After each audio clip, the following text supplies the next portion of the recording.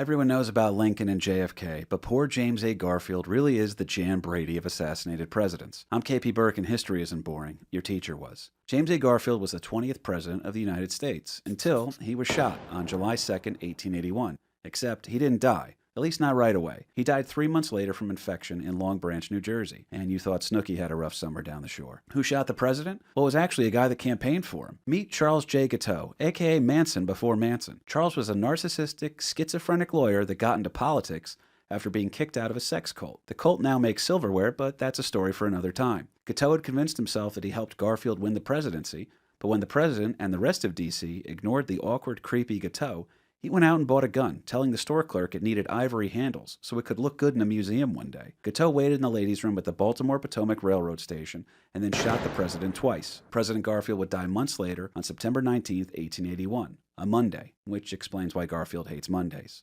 As for Guiteau, he would act as his own attorney, be found guilty, and sentenced to death, but not before he danced his way to the gallows and read a poem he wrote as his final words. His gun was somehow lost, but part of his brain was preserved in a jar and can be found in the Mutter Museum in Philadelphia. I'm not kidding. For more weird history, check out American Loser Podcast.